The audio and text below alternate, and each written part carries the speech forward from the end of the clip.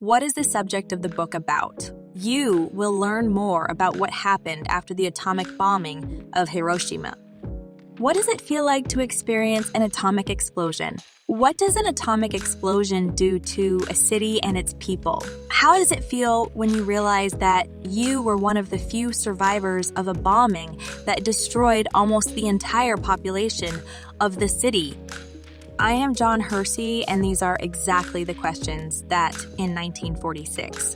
I mean, exactly 1 year after the atomic bombing of Hiroshima, my report was so interesting that it was quickly published in the New Yorker newspaper, and later I printed and published it as an independent book. In this book, I will tell you the story of 6 of the luckiest, maybe also the unluckiest, people who were far enough from the center of the nuclear explosion and were not killed immediately. The stories these people tell me are really complicated and painful. To survive after a painful event is both lucky and unlucky. You are lucky because at least you are alive and life goes on. Misfortune, because you survived and witnessed the death of thousands of people, many of whom are your loved ones, and the sadness and pain of this tragedy may remain with you for the rest of your life. My book is a journalism classic that paved the way for the new school of journalism by people like Truman Capote decades later, using novelistic techniques to tell true stories with surprising effect. I published the initial interview in 1946, and a few decades later, I went to Hiroshima and found out what happened to those 6 people. It was in 1986 that I wrote a new chapter in my book. In this book, I want to take you to the moment when the atomic bomb was dropped on Hiroshima, and we will travel together to the mid-'80s and read all the interviews I did with those 6 people. Stay with me. Of course, I know that there is no need to say it, but in this book, you will read some disturbing material that I hope you can bear. What can be done? It is a fact that happened, and we are condemned to read history. In the summary of the book, Hiroshima, it teaches you that how did the atomic explosion affect the weather? How did the people of Hiroshima try to help each other? After the nuclear bombing, how was people's life in the following decades? Explosion. What is your definition of luck? In my opinion, luck means a series of random events that ultimately lead to survival. This was the same thing that happened to 6 citizens of Hiroshima who did not know each other and were busy with their work on the morning of August 6, 1945, like many other days.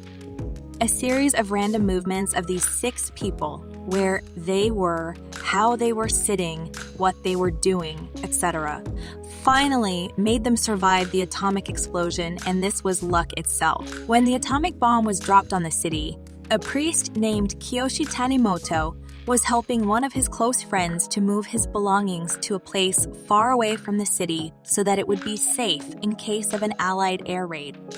Of course, I must also say that everything was completely calm that morning, and there were no signs of an air attack at all. Just as Yahweh was busy, a dazzling light appeared on the city as if the second sun had risen in the sky. Mr. Kiyoshi Tanimoto took shelter between some rocks, but no sound was heard. On the other side of the city, Mrs. Hetsuyo Nakamura, who had just lost her husband in the war, witnessed the atomic explosion and said that for a moment, white light was visible everywhere. According to the official advice of the authorities, Ms. Nakamura had left the city and had taken refuge somewhere outside the city with her 3 small children. They have a neighbor who was destroying a house. It was said that this will create a defensive trench, and if a fire occurs, it will prevent the fire from spreading. Mrs. Nakamura was in a house that was given to them outside the city, and a strong and bright explosion threw her to the end of the house, and she was buried under the rubble, but he was not harmed. Miss Nakamura told me that she could hear the cry of mother in Menji state. I think they are very lucky, because all 3 children survived and Ms. Nakamura was able to pull them out from under the rubble. When the explosion occurred, Dr. Masakazu Fuji was enjoying his middle age and was sitting in his underwear on the hospital porch reading a newspaper. At 8:15 in the morning, when the explosion occurred, Doctor. Fuji, before realizing what happened, saw that he was stuck on the river and between two logs and was able to stay suspended on the water. How did you get out of the middle of the river? The blast wave had destroyed the hospital and caused parts of it to go underwater. Father Wilhelm Kleinsorg, a German Jesuit who had gone to Hiroshima on a mission, was sitting in his underwear. Kleinsorg's father says that he doesn't remember anything anymore, and the first scene he remembers is that he was roaming around the green garden near the house and witnessed the complete destruction. The next survivor was Dr. Trofumi Sasaki, who worked at the Red Cross Hospital and was actually the only surviving doctor in that hospital. Dr. Sasaki had come to the hospital earlier than usual due to the fact that he had not been able to sleep well the night before, and as he was walking in the hospital corridor with a bag of blood in his hand, he saw an intense white light and immediately fell asleep on the floor and said to himself, "Be brave, be brave." Ms. Toshinki Sasaki, no relation to Dr. Trofumi Sasaki, the sixth survivor of the atomic blast, who was an employee of Atomic Blast, who was an employee of a tin factory, was working as usual at her desk in a room full of books. He was walking away from the window when the whole building collapsed and he was trapped under a pile of books and shelves. His leg was hurting badly, but it was very accidental that he survived.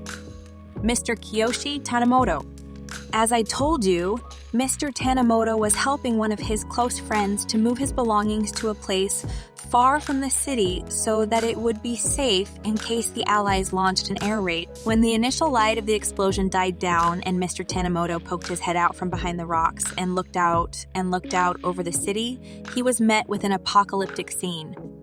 The first thing he saw were the soldiers who were completely confused and stunned, covered in blood, and coming out of the shelter they had built near the hill, and they were moving this way, and they were moving this way and that, and they didn't know where they were at all. The sky, which had been completely clear before the explosion, was now completely darkened by dust and ash, and the air looked like a twilight state.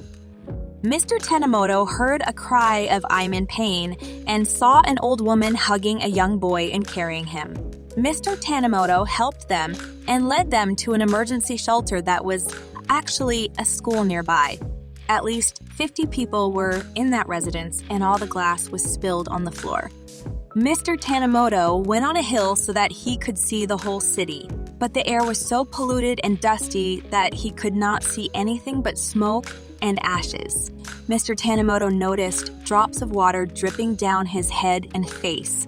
At first, he thought that the fire brigades were nearby and that the water belonged to their equipment, but he was wrong. This water was exactly one of the consequences of the atomic explosion itself. Mr. Tanimoto was looking for his friend, Mr. Matsu, who was going to move his things together. After some time, he found his friend and realized that he was completely fine. He was conscious, but he was a little tired. Mr. Tanimoto immediately went to the city to find his wife and child.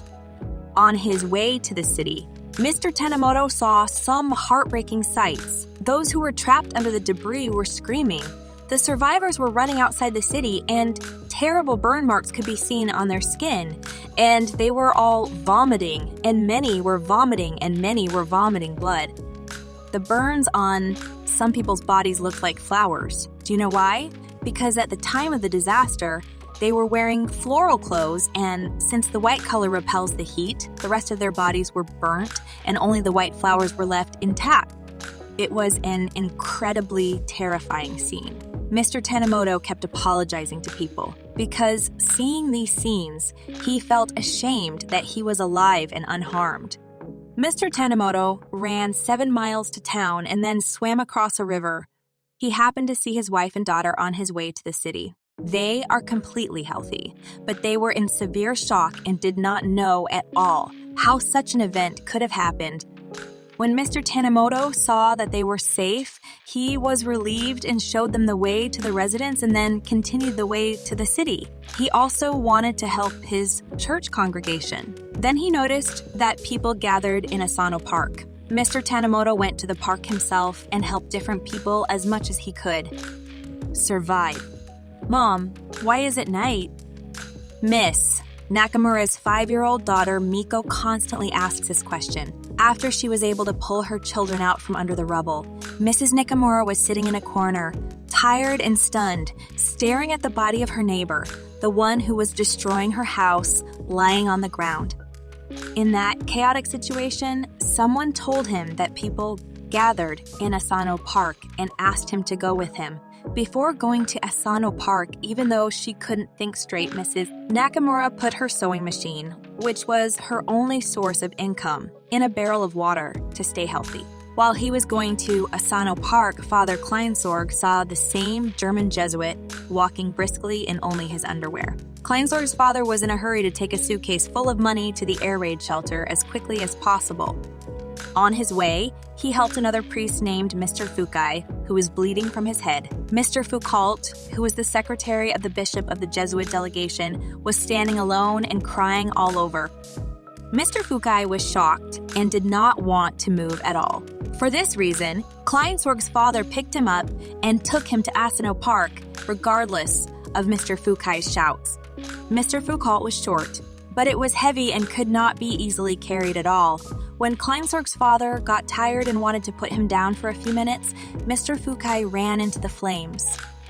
Dr. Masakazu Fuji, the same middle-aged doctor who was sitting under the porch and fell into the river after the explosion, was stuck on the water for about 20 minutes and fought against the strong waves. He finally managed to get out of the water and was able to survey the scene without glasses. Dr. Fuji speculated that a series of bombs would be dropped on Hiroshima. He helped the people around him, but he could not help those who were caught in the fire. While in severe pain, Dr. Fuji set off to find his home and family, which were somewhere far away from the city. Dr. Sasaki, the same doctor who worked at the Red Cross Hospital, was almost unharmed and still in the hospital.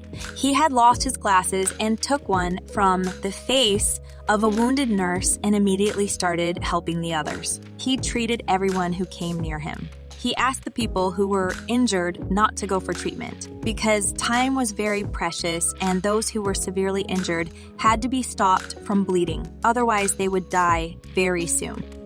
Dr. Sasaki worked non-stop for 19 hours and continued to treat people.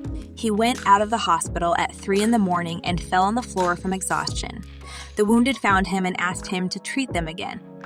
In total, something like 100,000 people were dead, and many more were going to die within the next few hours, and thousands of people were injured or on the verge of death. All this time, Mrs. Sasaki was trapped under the shelves and books and could not move. Of course, Miss Sasaki was not alone, and 2 other people were trapped under the rubble with her. They were not feeling well and were on the verge of death. Asano Park. Near the evening of the first day, Mr. Tanimoto, Kleinsorg's father, and the Nakamura family were all at Asano Park. A boat moving in the river kept saying through its loudspeaker that a hospital ship was on its way and would soon reach Hiroshima. Everyone is very happy and hopeful, but unfortunately, that ship never arrived. Asano Park was considered an almost safe place. Mr. Tanimoto realized that the park was not safe enough for the worst wounded and injured because there was a big fire and it was spreading every moment and moving towards the park. If the fire reached the park, the injured could not move, and this would be a great threat for them. Mr. Tanimoto very quickly found a small boat on the riverbank, apologized to the 5 bodies in the boat and put them aside, and began the bitter process of moving the inactive people from the river to a safer place on another part of the beach. Everything was going well until a huge tornado formed, which was another devastating consequence of the atomic explosion. Mr. Tanimura was stunned for a moment and paused. After a while, very quickly, Mr. Tanimoto and Kleinsorg's father teamed up to find food and take whatever they thought was edible. The pumpkins in the field were completely roasted by the heat of the atomic explosion, and the potatoes were cooked in the soil. They took all the food and brought it to Asano Park. The Nakamura family tried to eat, but they brought up everything they had eaten very quickly. They made a big mistake and drank from the river water and got poisoned. When Mr. Tanimoto saw that the tornado had subsided, he continued the process of transporting the injured from the river. Many of the people who boarded the boat were almost dead, but he couldn't bring them with him, and he couldn't bring them with him, and he kept whispering that they are human too. Mr. Tanimoto would take the injured people to another point on the riverbank and leave them there and return himself to take more wounded and wounded.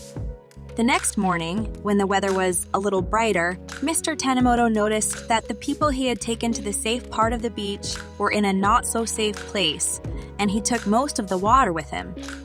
Many others were dead and their bodies were swollen.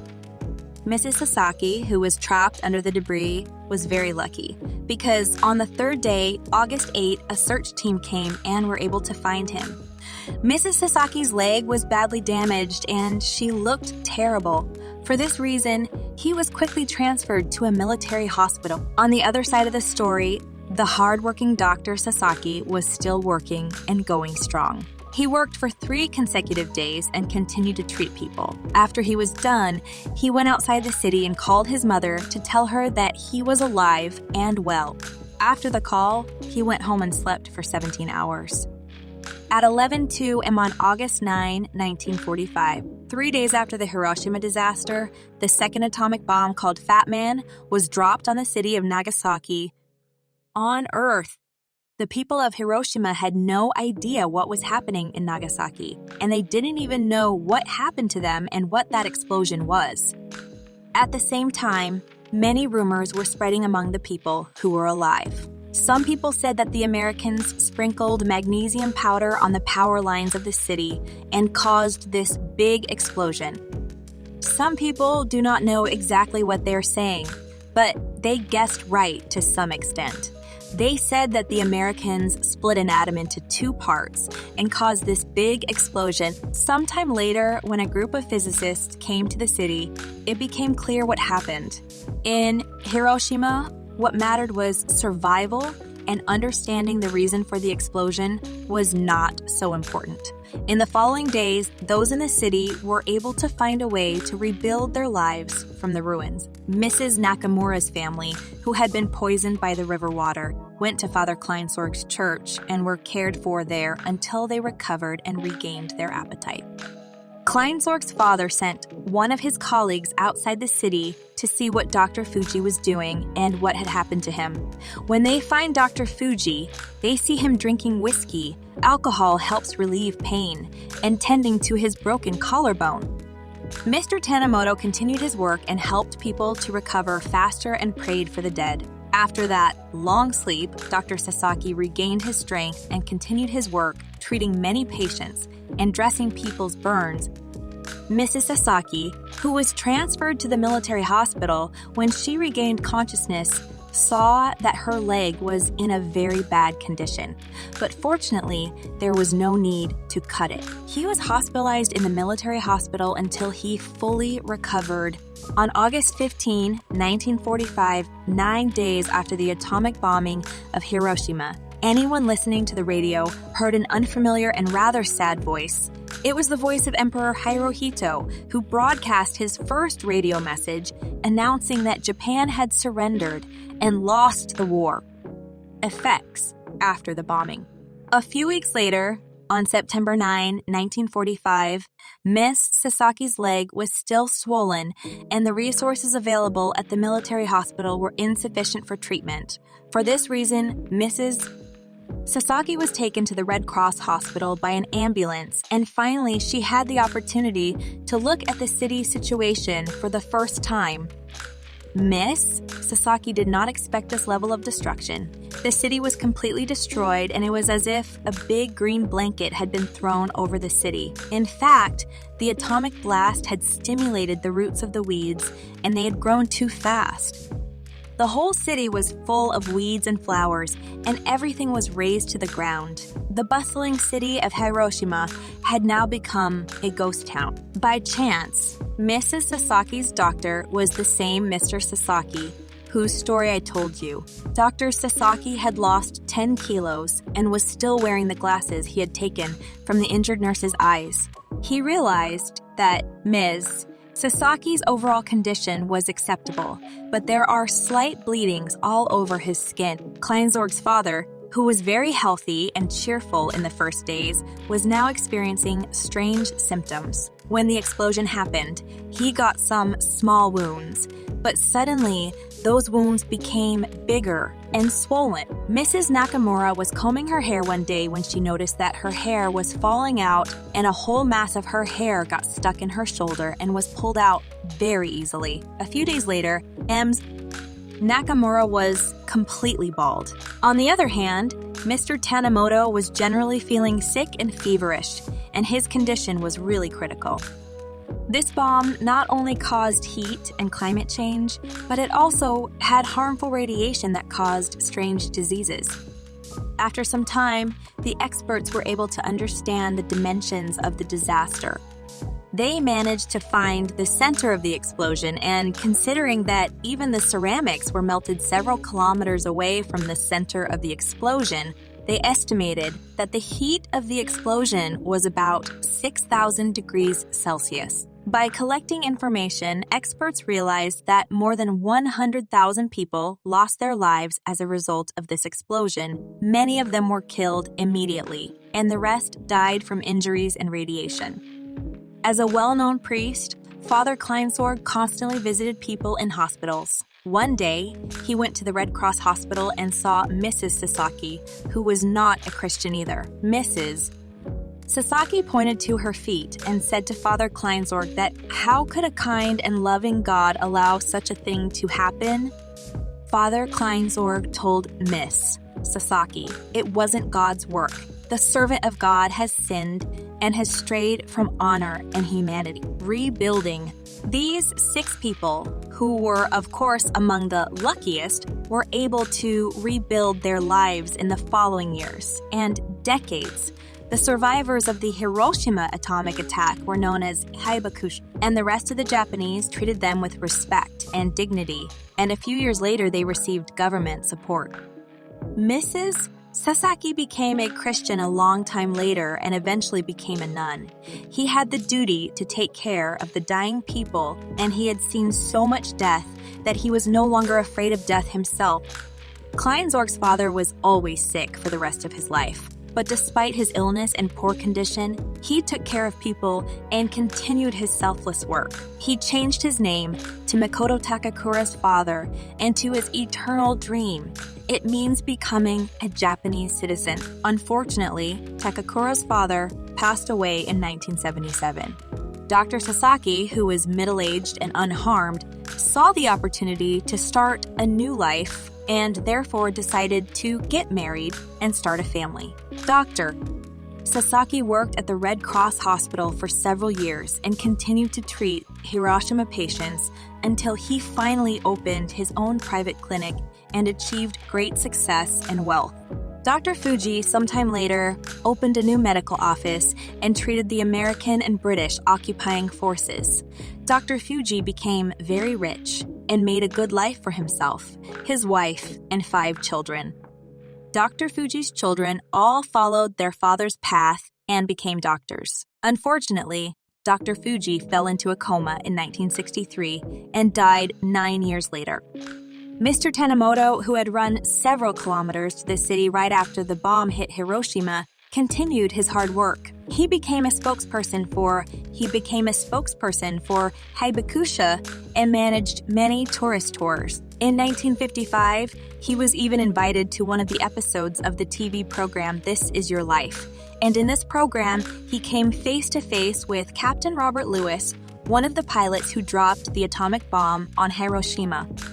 Of course, I must also say that Robert Lewis came to the program studio while completely drunk, and this was disrespectful to the survivors of the Hiroshima atomic attack. Finally, in 1982, Mr. Tanimoto retired and started a quiet life. He ate a lot of food and went for a walk every day and was always immersed in memories. Do you remember Mrs. Nakamura's sewing machine that she put in the water barrel? Well, after the situation calmed down, Mrs. Nakamura went back to her sewing machine and repaired it, and by doing sewing and other jobs, she made a living and was able to raise her children with pride. Later, Ms. Nakamura got a job in a woolen factory and worked there for many years. Ms. Nakamura's children grew up and got married, and then she herself retired. Miss Nakamura, unlike Mr. Tanimoto, who had become the spokesperson of Hibakusha and made a lot of noise, did not raise much in terms of politics and even went to her rightful demands with delay. Miss Nakamura always said that nothing could help ease the pain she endured. The Holy Book. The summary of the book, Hiroshima wants to say that when the United States of America dropped the atomic bomb on Hiroshima on August 6, 1945, the entire city was destroyed. In total, more than 100,000 people lost their lives, and a large percentage of the survivors, now known as Hibakusha, were affected by nuclear radiation and suffered irreparable damage. The 6 survivors I wrote about were affected by nuclear radiation, and their lives, like so many others, were forever changed. Next book summary proposal, Atomic Mistakes Book Summary. Summary of the book Atomic Mistakes goes to one of the most amazing and, at the same time, the most controversial technologies of our time, what we call nuclear energy. In addition to telling the behind-the-scenes story of nuclear fuel and atomic bombs, this book also goes to the numerous disasters of this technology and puts the deadly tragedies of this energy under the microscope. If you don't know about the dark side of nuclear energy, this book is written for you.